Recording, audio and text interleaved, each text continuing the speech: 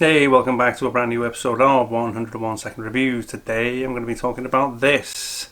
The Two Popes, Netflix's new movie with Jonathan Pryce and Tony Hopkins playing Francis and Benedict. Because the thing is, I don't know if you know this, but for the first time in 600 or 700 years, there's two popes actually on the face of the earth currently. And now we find out why, what, how, and so forth. Okay, right, back in a second.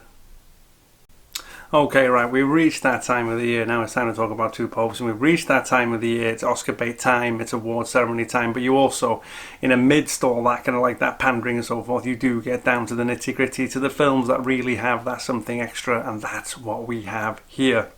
The director, Fernando Meirelles, is the guy who made City of God, Constant Gardener, amongst any other films, but you know, this is a man with a strong track record, and what we have here in The Two Popes is an absolute tour de force of dramatic license, if you like, astounding performances, which I'll come back to in a second, and again, the focus of the film is just phenomenal. So what we have here is, of course, when Benedict becomes Pope, you know, Benedict is kind of like, you know, very much a campaigning wannabe Pope type character, according to the film.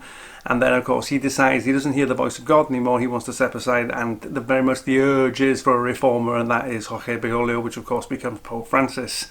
And we kind of travel through that, but also we get the backstory. You get that phenomenal backstory of the kind of like the idea of how Francis became Francis, and that's the kind of like the absolute heart, the beating heart of the movie.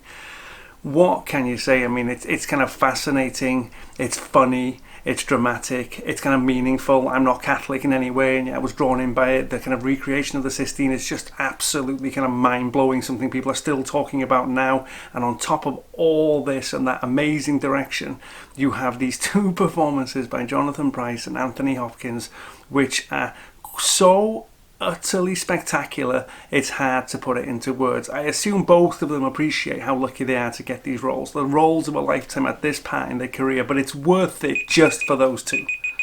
Two Popes is on Netflix now, just go watch it. It's that simple, just go watch it. Okay, right. Thanks as always, I'll be back again soon.